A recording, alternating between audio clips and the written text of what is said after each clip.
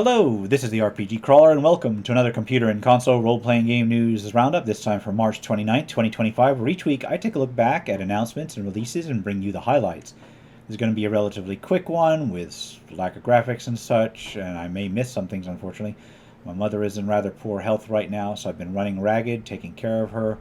I appreciate your patience with the lack of videos of my slow production. I also appreciate all the positive feedback that people have been giving, wishing my family health. If it's not one thing, it's another. It's my mother got sick, then she got better, and my father got sick, and he got better, then my mother got sick again. It's been pretty hellish the last couple of weeks. Anyway, there were a number of announcements this week, many of them stemming from the Nintendo Switch Direct presentation earlier in the week. I will get to those where I can. They're woven in here, just they're not put in one place or woven in here. But we'll start with something that is Pillars of Eternity, which just got a new patch after a fair number of years.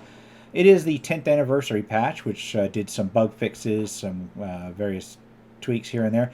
But they've also announced that there will be a turn-based mode coming up to match the one that they already added years back in Pillars of Eternity 2. So it's interesting to see this one getting new support after all this time. I guess now that they're not working on Avowed anymore, they can go ahead and do some fixes. Anyway, Dice and Goblins is set to release on April 4th. It'll target the PC and be a turn-based dungeon-crawling RPG where you play a goblin looking to escape a seemingly infinite dungeon. Sunderfolk will be released on April 23rd. It'll be a tabletop-inspired tactical RPG that will target the PC, PS5, Xbox Series X/S, as well as the Nintendo Switch, and looks to focus on couch co-op, where you use a separate dedicated phone app to control the game for each player. Linked Banner of the Spark will be getting its full release on May 22nd. It'll target the PC, PS5, Xbox Series X/S, and has been available in early access since October of last year. It looks to claim a title as a rogue life RPG with roguelike gameplay, but also life sim style material. Raido Remastered, The Mystery of the Soulless Army, is going to drop on June 19th, targeting the PC, PS4, PS5, Xbox Series X/S, as well as a Switch. There will be a physical edition for the current consoles, which is PS5, X/S, and the Switch. It'll be a remaster of a PlayStation 2 era action RPG in the Devil Summoner series, a spin-off to the Megami Tensei franchise. Eden Zero is set to release on July 15th. It'll target the PC, PS5, and Xbox Series X/S. It'll be an action RPG based on a manga by Hiro Mashima, who also did Fairy Tail, a space-themed series this time. Story of Seasons, A Grand Bazaar, is going to hit on August 27th, targeting the PC and the Nintendo Switch. Sorry, I'm itching. It'll have a new revision of a farming sim from the DS era that was released back then as Harvest Moon DS Grand Bazaar. It looks like Vampire the Masquerade Bloodlines 2 has a new release date. This time they're going to try for October of this year, 2025. I'll believe it when I see it. The Legend of Heroes Trails from Beyond the Horizon is getting a Western release sometime this fall. It looks like it'll hit the PC, PS4, PS5, and Nintendo Switch. Super Robot War Y is getting a release worldwide. It'll be a tactical RPG crossover entry into the Super Robot War series that has various robots from the different mecha anime series.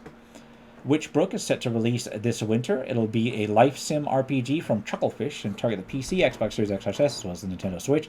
It'll include up to 4-player co-op and have the players attending Witchbrook College in a seaside city trying to learn magical abilities so they can help themselves, local businesses, and the community. Some more information and a new trailer for the Dragon Quest 1 and 2 HD 2D remakes were released. Following on the steps of the Dragon Warrior 3 HD 2D remake, it'll envision the first two entries in the long-running Dragon Quest series with the new graphic art style. It looks like it'll release sometime this year. Biosynth Rising is now available to wishlist on Steam. They will be having a Kickstarter relatively soon, which I will cover when I manage to see it, hopefully. It'll be a classical RPG with turn-based combat where you explore, collect powerful items, and grow your heroes, and try to have an impact on the world. As far as actual releases go, Saga Frontier 2 Remastered saw its release. It features two stories interwoven with turn-based party combat in a classic JRPG style. Rift of the Necrodancer is available on the Switch now. It is a rhythm RPG following the veins of Crypt of the Necrodancer, except featuring a more Guitar Hero style format. It has been available on the PC since last month. The first Berserker, Kazan, saw its release. It is an action RPG where you play a great general who has overcome death and now seeks to revenge his downfall. A survival action RPG called Atomfall saw its release on PCs and consoles. It deals with a nuclear disaster hitting an area of Britain, letting you explore the affected area, scavenge, craft, and so on. Within the Cosmos is a sci-fi RPG with FPS playstyle. It has you awakening in a distant star system where you discover a human society that has become fractured and is dealing with offensive androids. Dark Deity 2 saw its release. It is a tactical RPG following up on the first Dark Deity, dealing with a continent on the brink of war. AI Limit is an anime-themed Souls-like action RPG set in a future where civilization is on the verge of extinction. And now onward towards crowdfunding campaigns. Remember that contributing to a crowdfunding campaign should be done on your own risk. Doing so is no guarantee of receiving a product mentioned here is not an endorsement, but it's for informational purposes only. I forgot to mention, like for the last 2 days, the Steam storefront has been bugging out on me when I asked to sort it by new releases, so I missed the usual slew of little indie releases, so my apologies there. Anyway, a couple caught my eye this week. There is a Monster Crown Sin Eater, a monster taming RPG where you craft a team of monsters and face off against the Crown and Nation in a one-man war. Well, I mean one man and your army of monsters, I guess. And then there's a Monster Patch, which is a substantially more cozy monster collecting RPG that blends farming and town building mechanics, kind of like a farm sim style game with monster raising and hunting.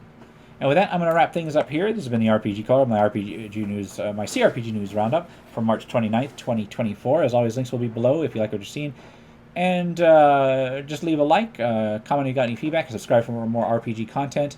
I will try to get some more videos out, and I'm sorry you're going to see the same message about my folks being ill in the Tabletop RPG News Roundup, because I know there's a lot of people that don't watch one or the other. But I'm going to try and get things back in order. I'm just, and I appreciate all the well wishes. I'm currently just waiting to see how my mom is doing, so we'll see. Anyway, until next time, take care and goodbye. And if you are still watching, I would like to take the opportunity to thank my supporters, the top tiers of which are listed on the screen, without whose support I would not have been able to offer the variety of content that I have on this channel throughout the years. If you're feeling particularly generous and would like to join them, you can support the channel. There are a variety of options to do so. I have a Patreon, a Subscribe Star, as well as channel memberships enabled. If you are not in a position to contribute, simply leaving a like, a comment, or sharing my videos are all wonderful ways to help the channel grow without spending a dime, and are all greatly appreciated.